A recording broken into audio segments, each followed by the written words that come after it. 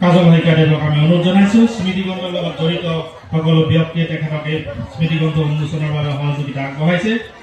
আমি আশা ৰাখিছোঁ এই স্মৃতিগ্ৰন্থখনিয়ে মইনাসকলৰ লগতে লিখকসকলৰ লগতে অসমীয়া শিশু সাহিত্যৰ ভঁৰাল চহকী কৰিব। এটি সুন্দৰ হাততালি হ'ব লাগে, এটা উৰুলি হ'ব লাগে।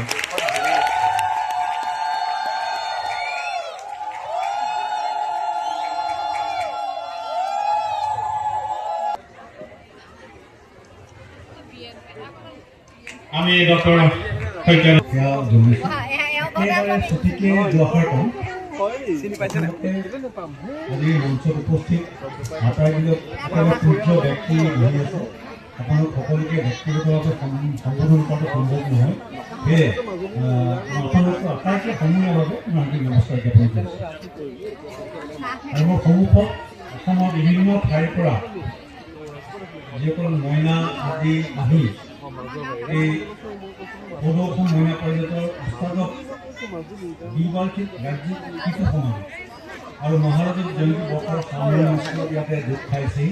আটাইলৈকে মই সস্নেহ মৰম যাচিছোঁ।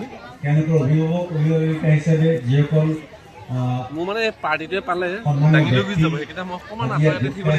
অসমৰ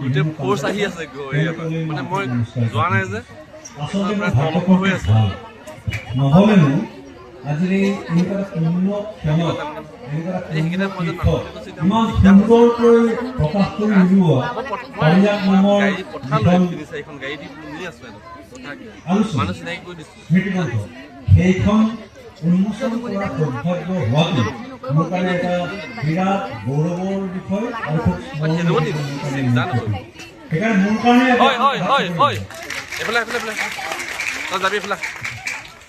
মই বিশেষ কথা নকওঁ, কেৱল দুটা কথা কওঁ।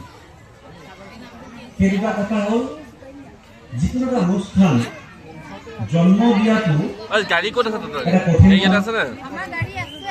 সেই অনুষ্ঠানটো জন্ম দিয়াৰ পিছত সাৰ পানী যোগাই জীয়াই ৰখাটো আৰু কঠিন হয়। আৰু তেনে এটা প্ৰেক্ষাপটত এটা অনুষ্ঠান, এটা ৰাজ্যিক অনুষ্ঠান ৭৫ বছৰ ধৰি জীয়াই ৰাখি গোটেই ৰাজ্যখনৰ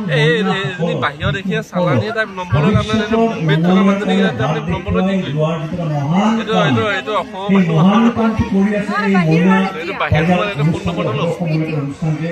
আৰু আজি যিসকল ব্যক্তি আছে তেওঁলোকেই নহয়, এই যোৱা ৭৫টা বছৰত বহুতো বিশিষ্ট ব্যক্তিয়ে তেওঁলোকৰ ত্যাগ আৰু কষ্ট স্বীকাৰ কৰি এই সদৌ অসম মইনা অনুষ্ঠানটো জীয়াই ৰাখিছে।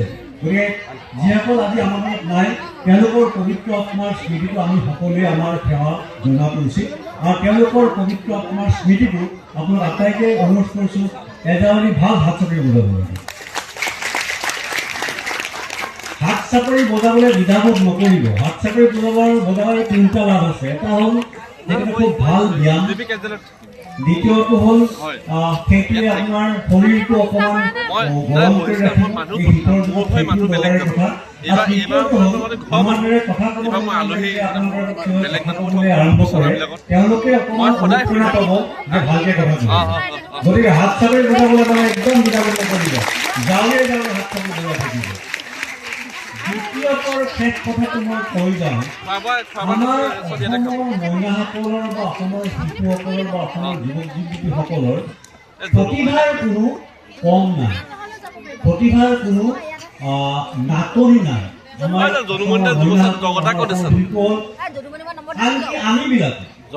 আমি যিবিলাকে এতিয়া অলপ পৌৰ অৱস্থালৈ গৈ আছো, কি কয় আমাকো পৌৰ বুলি ক'ব পাৰি, পৌৰ ব্যক্তি বুলি ক'ব পাৰি। আমাৰো আচলতে প্ৰতিভাৰ নাটনি নাই, কিন্তু মই এটা শোধনাগাৰত কাম কৰোঁ, মই কৰ্পৰেট এটা উদ্যোগত কাম কৰোঁ। আৰু সেই উদ্যোগত কাম কৰি থাকি মই এখন বিশ্ববিদ্যালয়ত পাঠ দিবলৈ যোৱাৰ সুবিধাও পাইছোঁ, এখন কলেজতো মই পাঠ দিওঁ। মই দেখোঁ প্ৰতিভাৰ আমাৰ কম নাই, আমাৰ দুটা কথাৰ কম আছে। আৰু সেই কমটো আজিৰ নহয়, আজি 40-50-100 বছৰ ধৰি অসম বা উত্তৰ পূৰ্বাঞ্চলৰ ল'ৰা ছোৱালীবিলাকৰ মানুহবিলাকৰ সেই দুটা কথাতে আমাৰ অলপ কম আছে, নাটনি আছে। মই ভাবোঁ সেই দুটা কথাত যে কম আছে সেই কমটো কেনেকৈ নাইকিয়া কৰিব পাৰি, সেই কম থকা বিষয়কেইটাত কেনেকৈ নিজকে শক্তিশালী কৰিব পাৰি, সেই বাৰ্তাটো দিবলৈ সদৌ অসম মইনা পাৰিজাতৰ যিটো প্লেটফৰ্ম, সেইটো আচলতে আটাইতকৈ উত্তম প্লেটফৰ্ম। আৰু সেই কম থকা বস্তুকেইটা হ'ল, মই আকৌ কৈছোঁ, প্ৰতিভাৰ কম নাই, অনিচ্ছাৰ কম নাই, উচ্চাকাংক্ষাৰ কম নাই, দুটা কথা আমাৰ কম আছে। সেই দুটা কথা হ'ল, এটা, আমাৰ কঠোৰ পৰিশ্ৰম কৰিবলৈ এটা অনীহা আছে। কিন্তু কঠোৰ পৰিশ্ৰম নকৰিলে আজিৰ দিনত আপুনি কোনো কথাতে সফল হ'ব নোৱাৰে। প্ৰতিযোগিতা দিনক দিনে বাঢ়ি গৈ আছে, শিক্ষাৰ ক্ষেত্ৰত, ক্ৰীড়াৰ ক্ষেত্ৰত, সংগীতৰ ক্ষেত্ৰত,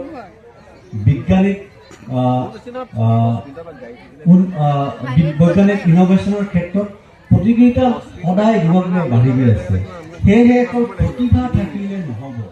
আমাৰ শিশুসকলে, আমাৰ মইনাসকলে, আমাৰ উঠি অহা যুৱক যুৱতীসকলে কঠোৰ পৰিশ্ৰম কৰিবলৈ এটা দৃঢ়বদ্ধ সংকল্প নিজে ল'ব লাগিব। আৰু সেই কঠোৰ পৰিশ্ৰম লোৱাৰ সংকল্পটো লোৱাৰ সময়ত মইনাসকলে, শিশুসকলে, যুৱক যুৱতীসকলে, অভিভাৱক অভিভাৱকসকলে, শিক্ষক শিক্ষয়িত্ৰীসকলে আৰু সমাজৰ সকলো স্তৰৰ ব্যক্তিসকলে তাৰ দ্বাৰা ধনাত্মক যোগদান আগবঢ়াব লাগিব। সেইটো প্ৰথম কথা। দ্বিতীয়টো কথাত আমি অকণমান কম অনুভৱ কৰোঁ। সেই দ্বিতীয় কথাটো হ'ল, অকণমান আমাৰ সৃষ্টিশীল মনোভাৱটোৰ আমাৰ অলপ অভাৱ। আমি আন কোনোবাই সৃষ্টি কৰি যোৱা কথাবিলাক আমি ফ'ল' কৰোঁ, আন কোনোবাই সৃষ্টি কৰি যোৱা প্ৰডাক্টবিলাক আমি ব্যৱহাৰ কৰোঁ, কিন্তু নিজে কিবা এটা সৃষ্টি কৰাৰ যিটো এটা মনোভাৱ বা আত্মবিশ্বাস, সেইটোত আমাৰ অকণমান কম থকা যেন লাগে। গতিকে অসমখন যদি উত্তৰ পূৰ্বাঞ্চল ভাৰতবৰ্ষৰ পৃথিৱীৰ ভিতৰতে আমি এখন শক্তিশালী এটা জাতি, শক্তিশালী এটা ভৌগোলিক জেগা হিচাপে স্থাপন কৰিবলৈ হেঁপাহ এটা পুহি ৰাখোঁ, তেনেহ'লে মই ভাবোঁ সদৌ অসম মইনা পাৰিজাতৰ এই মঞ্চটোৱেই এটা উৎকৃষ্ট আৰু উত্তম জেগা, য'ত আমি সকলোৱে সংকল্পটো ল'ব লাগে। যিসকল মইনা আছে, সকলো ভাগৰে যুগৰে বহি আছে ইয়াতে, তেওঁলোকে যোৱাকালিৰ পৰা বিভিন্ন অনুষ্ঠানত অংশ লৈ আছে। আৰু যিসকল অভিভাৱক অভিভাৱিকা আছে, তেওঁলোকে মোক এইটোৱেই বিনম্ৰ অনুৰোধ যে কঠোৰ পৰিশ্ৰম কৰাৰ মানসিকতা আৰু নতুনকৈ কিবা এটা কৰাৰ, নতুনকৈ কিবা এটা সৃষ্টি কৰাৰ মানসিকতাটো আমি অনুপ্ৰেৰণা দিব লাগে, আমি উৎসাহ দিব লাগে। আৰু তেতিয়াহে আমি ভাবোঁ, আজি 2025ত যিসকল শিশু বা মইনা হৈ আহিছে, 2045ত তেওঁলোক একোজন সফল, সুস্থ আৰু শক্তিশালী নাগৰিক হিচাপে নিজকে প্ৰতিষ্ঠা কৰিবলৈ সুবিধা হ'ব। এইখিনিকে কৈ আশা কৰোঁ, মই বহুত দীঘলীয়াকৈ কোৱা নাই, যদি বেছি দীঘল হৈ গ'ল কাৰণে মই আপোনালোকৰ আচলতে ক্ষমা বিচাৰিছোঁ। আৰু আজি এই পাৰিজাতখন উন্মোচন কৰিবলৈ যিটো সুবিধা পালোঁ, তাৰ কাৰণে পুনৰ আয়োজক সমিতিৰ সকলো বিষয়ববীয়াক মই আন্তৰিক ধন্যবাদ জ্ঞাপন কৰিছোঁ। আৰু তেওঁলোকক আৰু এটা ধন্যবাদ জ্ঞাপন কৰিছোঁ। এনেকুৱা ধৰণৰ অনুষ্ঠান এটা, এনেকুৱা এটা ঠাইত পতাটো অলপ প্ৰত্যাহ্বানমূলক কথা, কাৰণ ইয়াত সুবিধাবিলাক তেনেকুৱা উপযুক্ত পৰিমাণে হয়তো নাই। গতিকে আয়োজক সমিতিৰ দুখ বেদনাবিলাক আমি বুজি পাওঁ। তেওঁলোকলেও ইমান এটা ডাঙৰ অনুষ্ঠান ইয়াত আয়োজন কৰি পেলাই সাহস কৰাৰ কাৰণে তেওঁলোককো অভিনন্দন জ্ঞাপন কৰিছোঁ। আৰু বাকী থকা কাৰ্যসূচীবিলাক ভালদৰে হৈ যাওক, তাৰ কাৰণে শুভেচ্ছা জ্ঞাপন কৰিছোঁ। উপস্থিত জ্যেষ্ঠসকলে মোৰ আন্তৰিক সেৱা আগবঢ়াই পেলাই নতুন বছৰৰ শুভেচ্ছাত আগতীয়াকৈ দি পেলাই মোৰ বক্তব্য সামৰিছোঁ।